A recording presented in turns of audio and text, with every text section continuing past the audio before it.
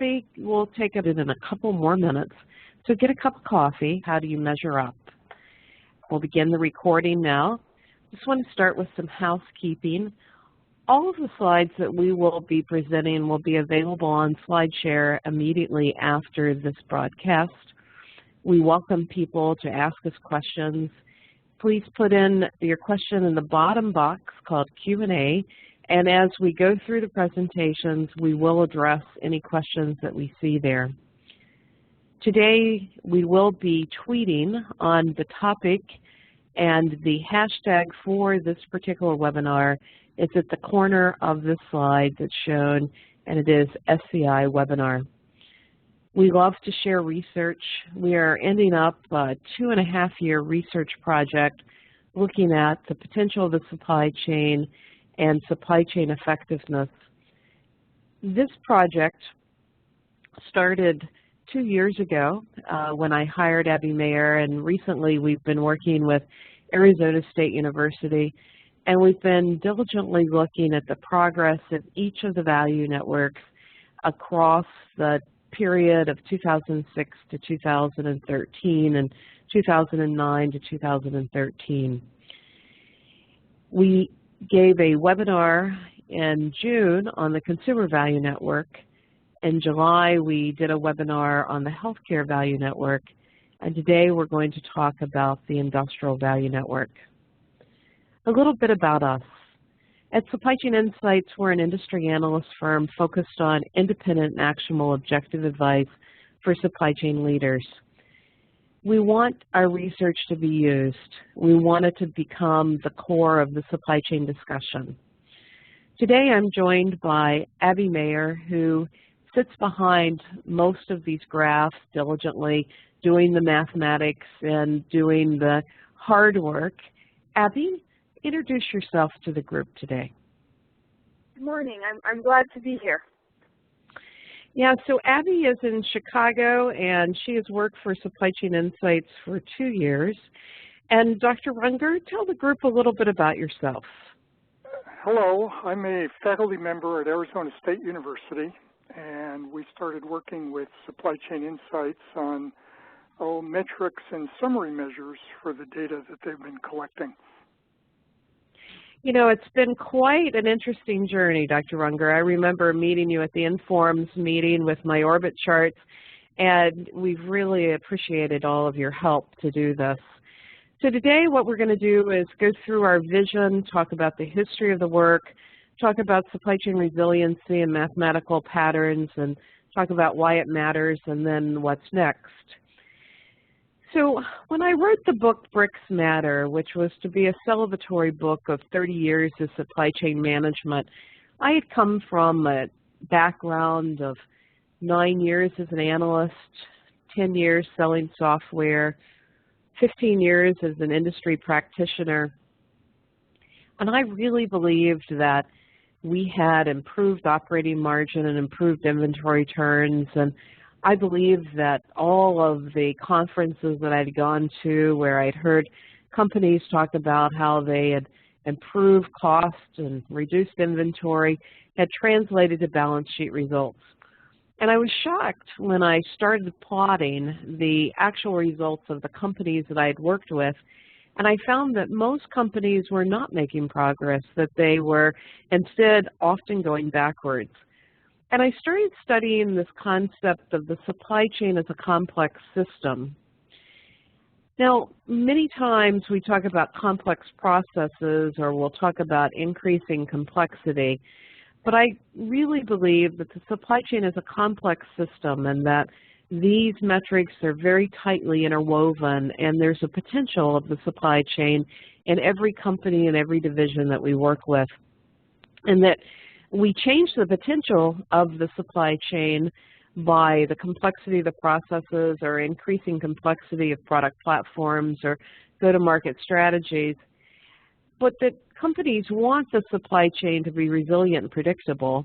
They want it to be balanced, and they want it to show year-over-year strength against peer group.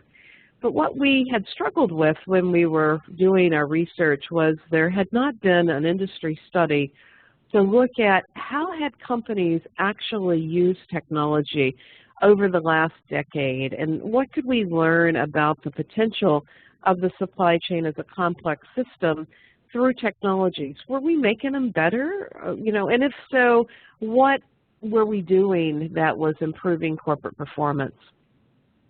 This was my first model that I built and published in the book Bricks Matter. And I called this the effective frontier, not the efficient frontier, even though I've taken many years of economics. And the reason I didn't call it the efficient frontier is because we find that most companies have improved efficiency or revenue per employee, but they've not necessarily improved effectiveness. And so if you look at the interrelationships here, we want to drive profitable growth. We're trading off revenue and cost of goods sold. We're also trading off working capital. We've got new goals for corporate social responsibility. And we make choices in R&D and asset strategies which are very tightly coupled with the output of the metrics. And traditionally we look at forecast accuracy, customer service, and inventory as supply chain leaders as balancing levers. What I found in the writing is that there are no good sources of forecast accuracy data across the industry. There are good data points at companies like Chainalytics or Terra Technology, but that generally there's nothing that's widely available for all companies, and that most companies, when they publicly state data for forecast accuracy and customer service, there's a bias, and it's overstated and it lacks the standardization that I wanted to have in the research. So while we look at forecast accuracy, customer service, and inventory in the implementation of technologies, I could not find a good source of data to really bring that into the research project. And so what I did was I simplified the model to basically take out forecast accuracy, case fill rate, corporate social responsibility. It doesn't mean that I don't think that they're valuable, but I wanted to have a publicly set of data with standardization to be able to do this analysis over the last 2 years. And so I built the second model that I call the effective frontier, which is at the heart of the second book that I've written that we'll publish at the end of this year. And it says that companies want to grow. They want to have year-over-year growth. They want to drive profitability, and we can argue whether it's cost of goods sold or operating margin or gross margin. They want to minimize cycles, and most companies have actually improved cash-to-cash cycles, but they've lengthened payables and stuck on inventory. And they want to manage complexity. And what we find is that most companies have thrown the supply chain out of balance and are unable to make progress at the intersection of profitability and cycles. And the complexity has risen. And companies want to know, are they making progress? Are they doing better than their peer group? And we wanted to be able to bring to the market a methodology that would allow us to really measure that. So one of the things we started with all our research was looking at each industry and saying, you know, for the period since 2000, so Abby's done this chart, for 2000 to 2012, have we made progress? Have we made progress in operating margin, inventory turns, cash to cash, revenue per employee, and SG&A ratio? And just to be sure we're calibrated, you know, we want to have quick turns. We also want to manage the cash-to-cash cycle, which is receivables, payables, and inventory. And we also want to be able to have the right balance of sales and general administration, and we have those as ratios as a percentage of revenue. So Abby, in calculating this chart, what do you see for the value network for the industrial sector? What do you see as the highlights there? Yeah, I think it's very much a mixed bag when you look at this value network, and so you'll see some companies have been able to increase margin over the time period. Some industries and others, if you look at consumer electronics, is down 71% since 2000. more universally, I think companies are pushing down the cash-to-cash cycle, and as we know from previous research, a lot of that is due to lengthening payables, which can get pretty dicey. Yeah, you know, one of the interesting things I find in this value network, Abby, is some of the best supply chain practices are in consumer electronics, but they've been hit so hard with, you know, the hit of cost, and we see that translating to contract manufacturing. It's really quite an interesting value network. So if we look at the comparison to other industries, one of the things we wanted to understand is how many companies were able to sustain improvement at the intersection of inventory turns and operating margin for any period from 2000 to 2012. So we grouped the companies by Morningstar sector, and we started to chart how many companies had made improvement for 2 consecutive years, how many had made improvement for 3 consecutive years, and how many had made improvement for 4 consecutive years. You know, and as an old gal in the supply chain space, this was quite shocking to me because I really believe that companies were continuing to make improvement here. But what we find is that about a third of the companies in that wide period will make improvement for 2 consecutive years. It may be a program, it may be a project, it may be something that they've done on mergers and acquisition. But then when we get to 3 years, the numbers fall off dramatically. And when we get to 4 years, you can see that they dwindle considerably. And then as we get into a recession, the year after the recession, companies make improvement, but they don't sustain it. And they don't sustain it because they've not really improved the potential of the supply chain. And as a result, we find 1 in 2 companies saying, you know, there sure is a lot of room for improvement in this supply chain. And they're looking at, you know, how do I drive improvement?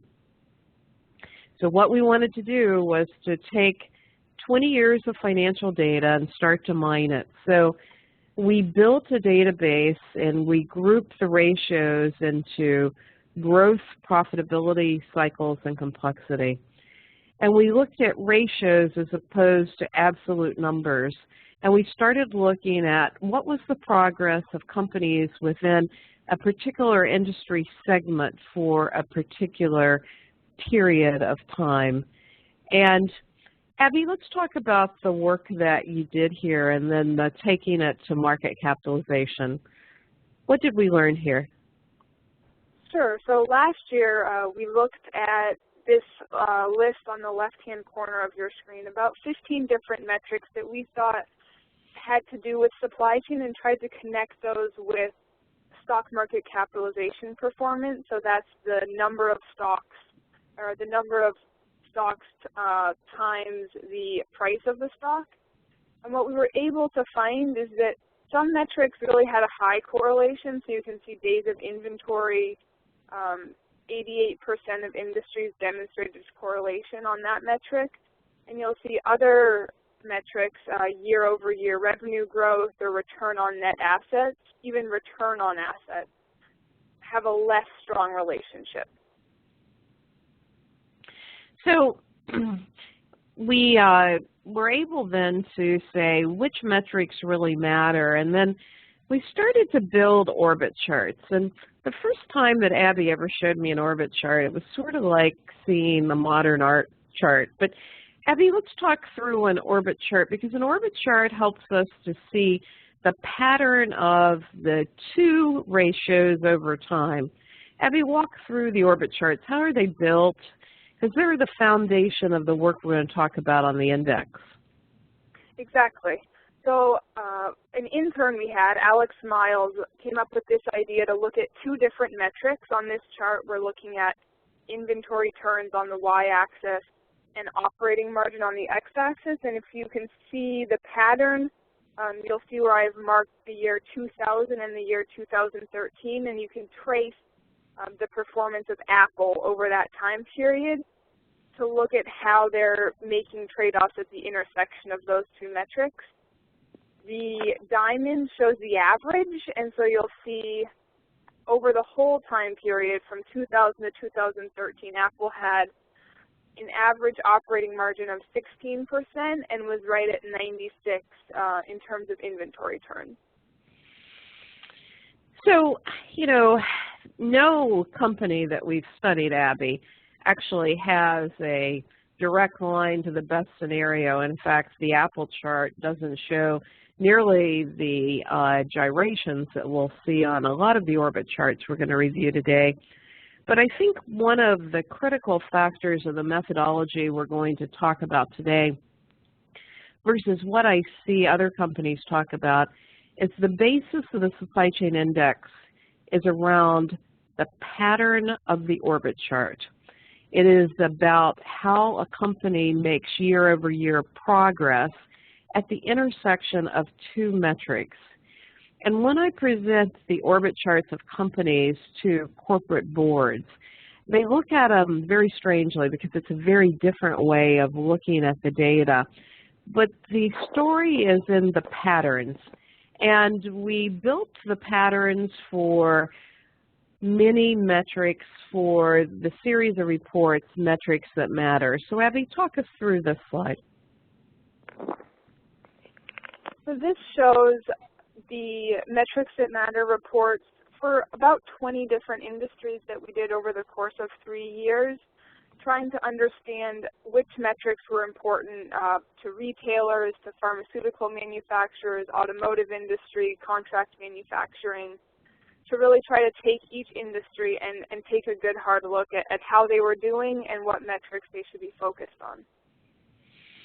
And in that process, you know, how many orbit charts did we build, Abby? About 2,000? I mean, it seemed like, you know, we were just churning them right and left. And as we did it, we just found amazing work around, you know, each of the patterns were different. So one of the things that we asked Dr. Runger to ask us, to help us with is, how could we define resiliency? We believe that companies that were doing supply chain best would have a tight orbit chart. And you're going to see, particularly in the industrial sectors, that these particular industries have pretty wild swings in their charts, which are very different than the consumer packaged goods industry or what we see in retail. So, Dr. Runger, tell us a little bit about how you came up with the methodology to help us with calculating resiliency. The goal was to try and measure the compactness of the chart versus how strung out it was over time. And so we looked at a number of different measures of, I guess you'd say, variability, but in terms of both those variables. And we also considered some alternatives, but a simple measure seemed to work fairly well, where we took the distance between pairs of points for the company over the years. So we calculated all those distances and added them up. It's a measure that's sometimes used in cluster analysis to represent the compactness of a cluster. And really the same goal was here, to try and measure things that were most compact. And so it seemed to work reasonably well. The graphs that were visually more compact produced smaller numbers. So as we look at this, Dr. Runger, because this was our comparison of industries, this was data that Abby separated by industry. The consumer electronics, contract manufacturing, communications, and equipment, which are in the industrial sector, are less resilient because we want a small number for resilience. We want it to be compact. Some of these particular industries really lack resiliency. Did this surprise you at all, Abby or Dr. Runger, the degree of it? I was surprised by how much variability there was. Even within the same industry, there were very large differences among a lot of companies, not just a few outliers, but it seemed like, you know, differences was the usual for the measure. Yeah, it was shocking to me as well when we started doing all of these plots. But, essentially what we found was that the medical device industry was the most compact, but they're not making much improvement. Consumer packaged goods are the next, and they are making improvement. Next would be food manufacturing, and then we get into pharmaceutical and chemical. And then we're dealing with the industries in the industrial sector, which tend to have some pretty wild swings. So what we wanted to do was to build a measurement of supply chain improvement, which we call the supply chain index. And the concept of the supply chain index was to build a factor that would allow us to take an underlying orbit chart and to be able to look at the progress a company had made on return on invested capital. And the reason why we picked return on invested capital versus RONA or return on assets was because it has a better correlation to market capitalization. And so we calculate for every company a balance factor which looks at the intersection of return on invested capital and revenue growth on an orbit chart, and we calculate the vector trajectory. And then we do the same thing at the intersection of inventory turns and operating margin, and we calculate a vector trajectory. And the larger those numbers, the better. And then we calculate the resiliency. So the concept is that the best supply chains are balanced. They balance growth and they balance asset strategy. They're driving strengths and results at the intersection of inventory turns and operating margin, and they're doing it in a very resilient, compact way.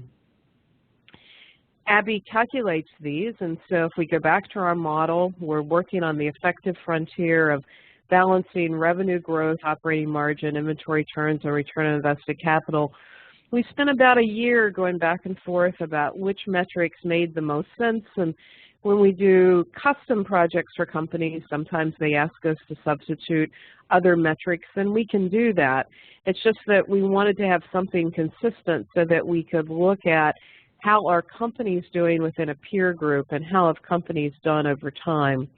We're continuing to do research to say, do we have the right weighting in the supply chain index, because we're weighting balance, strength, and resiliency equally in our calculation, and do we have the right time periods? But we actually calculate a factor for every publicly held company on the index. And when we look at the value network, this is an industrial value network, just to get you accustomed to looking at the orbit charts. We have Cisco Systems here, which I think of as the supply chain leader. And Cisco is going backward in operating margin and really not making improvement in inventory turns in the past 4 years.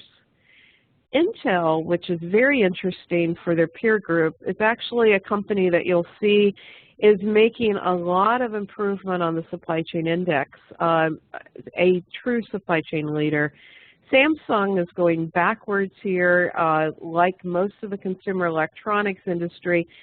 Samsung is going backwards in operating margin, or actually going forward in operating margin, losing inventory turns. And then Flextronics, which is very characteristics of the contract manufacturing industry, has had some very low periods of margin and wild swings. Abby, anything about this chart you'd like to comment on? Yeah, I think the thing that stands out to me, especially with Flextronics, is that over this period of 7 years, they're really right back where they started again. So like you said, there are those wide swings, but they're not consistently moving towards that upper right-hand best scenario point in the chart. In fact, this is the best of this particular value chain. We don't find anybody moving to the upper right. Right. And and we see this in all the value networks, that we don't see any company moving towards the upper right. We see most companies will be moving in one direction or the other.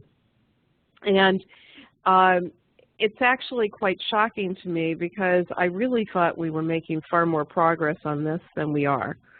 So let's take a look at the individual industries. So Abby, we're into automotive now. Walk us through this chart. Right, so this is an orbit chart, that same intersection of inventory turns and operating margin. you'll see each line has an asterisk, and that indicates the first year. So that would be 2009 in this case. And then you can follow that pattern to its termination in 2013. So who stands out for you here, or what patterns stand out for you, Abby?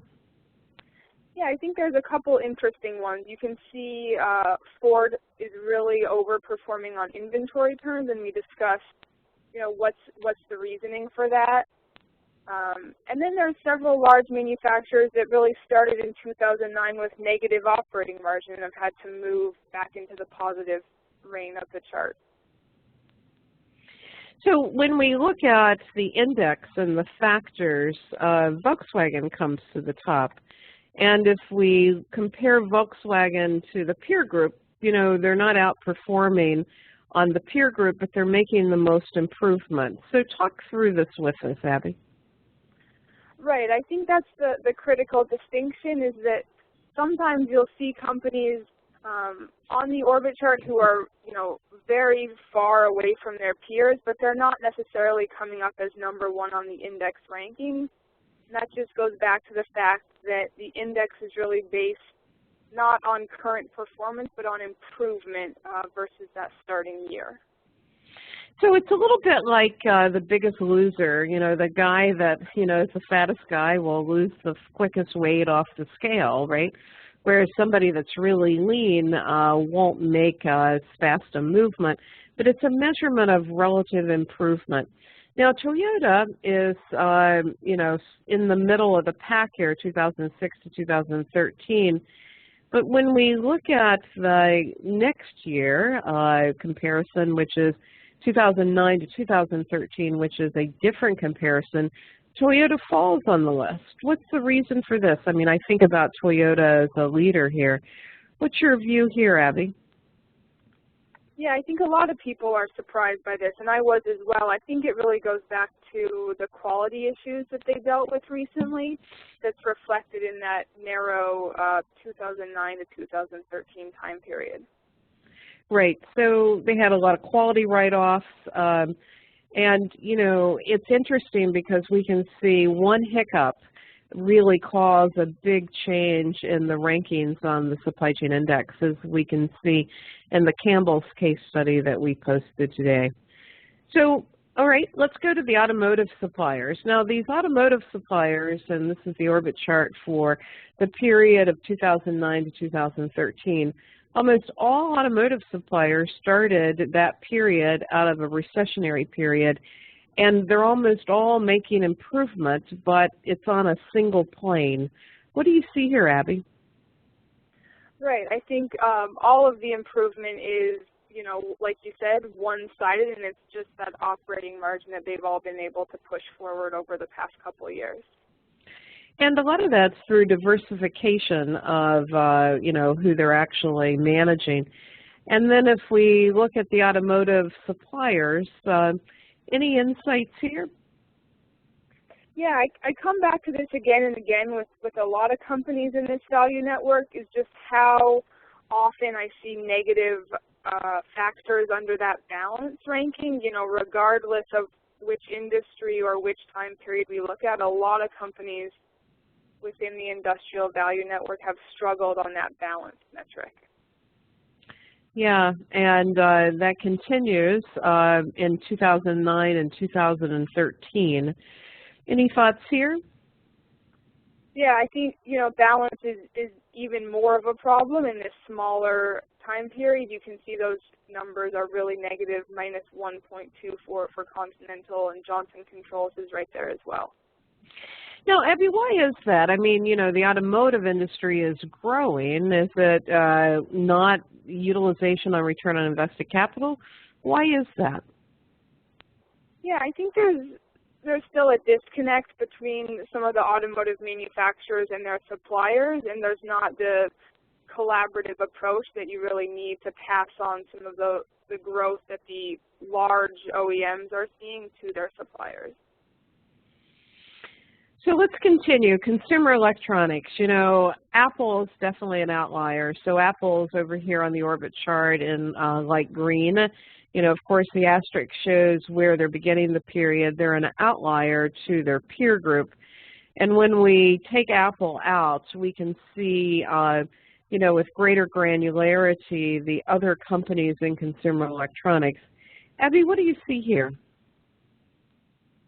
I think here, you know, we spoke about this earlier, is the fact that a lot of these companies have great supply chains, but that's because it's been so hard and they've really been forced because of this low margin environment to come up with new ideas and really push their supply chain thinking forward.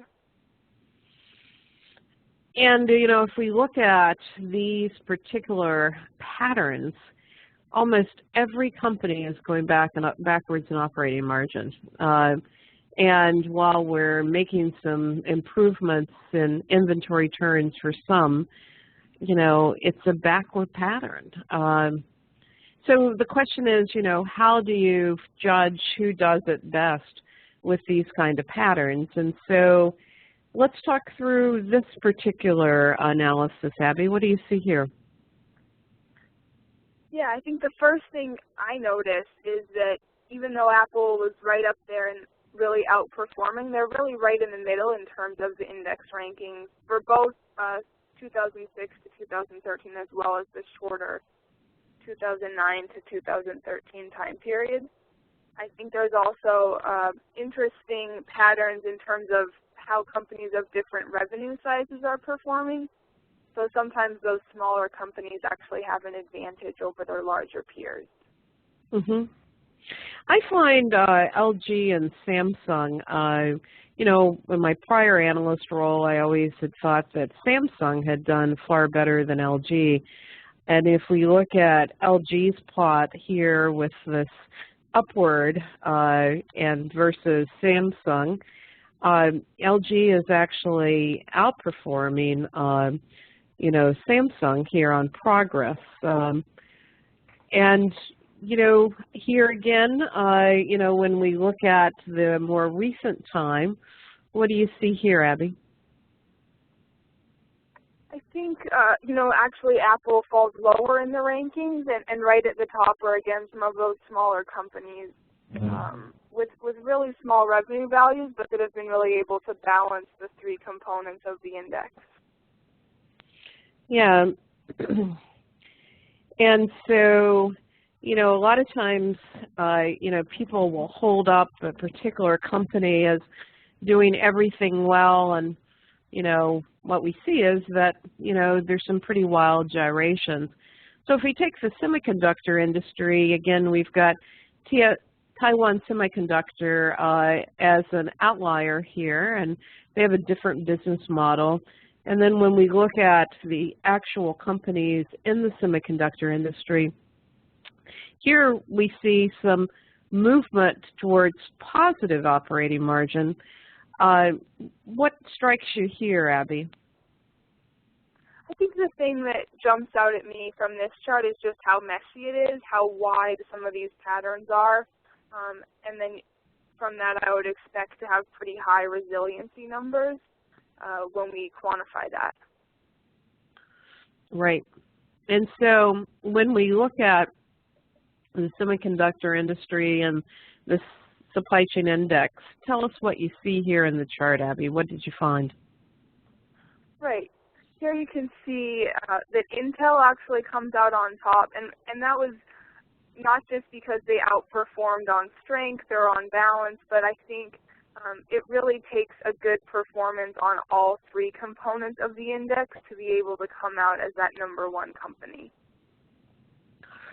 And they tend to do it, you know, fairly well. But, you know, they're third on 2009 to 2013, but they're still in the upper third. So, but what about the balance numbers for the semiconductor industry? Any surprises here, Abby? Yeah, you know, this was another chart I was looking at and just seeing how many of these companies have negative balance numbers. So they can't quite figure out that ROIC and revenue growth intersection yet. Right, which I think gets down to network design and having great operations research teams, which is something that Intel really does well, and some of the other companies do as well. And you know, we actually see some great work here happening in the semiconductor industry around postponement in the die banks or redesign of the supply chain, and some great supply chain leaders. Now, one of the most interesting findings for me for this work, Abby, was the lack of resiliency of the contract manufacturers. And when we look at these charts for the contract manufacturers, you know, it's like, wow, this is like modern art. They're really struggling here. What do you see here? Yeah, I think you'll see very low margins, and that's just the reality of the industry. But I think that's still a reason to be concerned for companies that are using the services of contract manufacturers. Yeah, you know, interestingly, we've talked about collaboration in the supply chain for many years, but we don't actually see that we are improving the interaction between companies. Instead, what we see is that we're pushing costs and waste back, and often an industry like contract manufacturing, which is about 10 years old, will actually be operating on very low margins, doing very critical things for downstream brand owners. And most people don't realize the lack of resiliency in contract manufacturing and the wild swings that we see in the resiliency numbers. So, Abby, when you compare these resiliency numbers of contract manufacturers on the index, what do you compare there in terms of, you know, risk for the supply chain and any learnings there? Yeah, I think this is really largely an unexamined issue, but when we have these resiliency numbers greater than 1, you know, I think that's like I said, a reason to be concerned, just because there are those large swings. They're operating on short-term contracts and project basis. And so it's hard to build that resiliency into the supply chain, but it should be a priority. Yep. And then we also see some negative here also on the balance. So also struggling there on growth and return on invested capital, which is characteristic of that entire industry, noting a need for a redesign. Anything else here on contract manufacturers? Yeah, I think, you know, you hit it right on the head, but for balance, we've only got one company out of the 6 that had a positive balance score for that 2009 to 2013, and it wasn't by much. It was, you know, 0.03, which is Celestica. Yep. So it's interesting to be able to look at these industries, you know, through this mathematical lens. And, you know, we're now at the end of all of the industries, right? Dr. Runger, any thoughts about the development of the index or any insights that you've learned through the work that we've done together?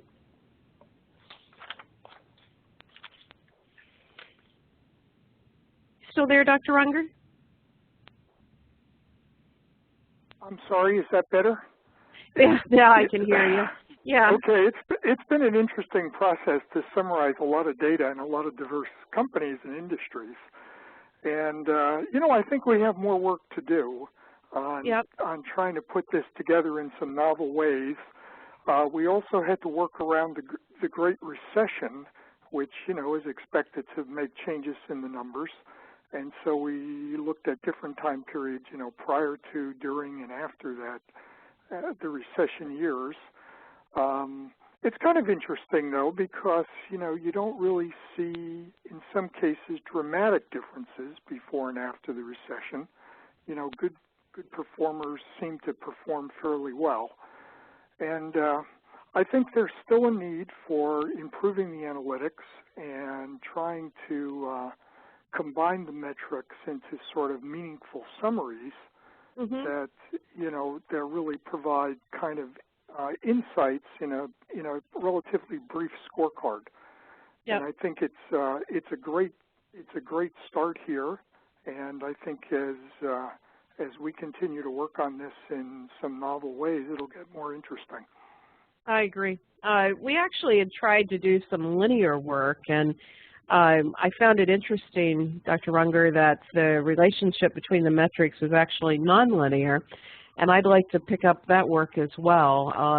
I had originally hoped it would be a simplistic linear equation, but it isn't, is it? Right, right. We tried that, you know, based on your comments, and it was very hard to get relationships between these metrics with just linear models. You know, there seemed to be interactions between the variables. So the effect of one variable was, you know, was determined by others. And so it made it for a little bit more complex kind of collection of information to try and understand and summarize. Yeah. So we look forward to continuing the work, and if people have questions for us as we continue to work with Arizona State University, we would love to hear it. You know, what have we learned? You know, as we look at the industrial value networks, you know, we find that they're less resilient and they've struggled to improve supply chain processes over time. The supply chain process improvement has allowed them to keep more of a steady state.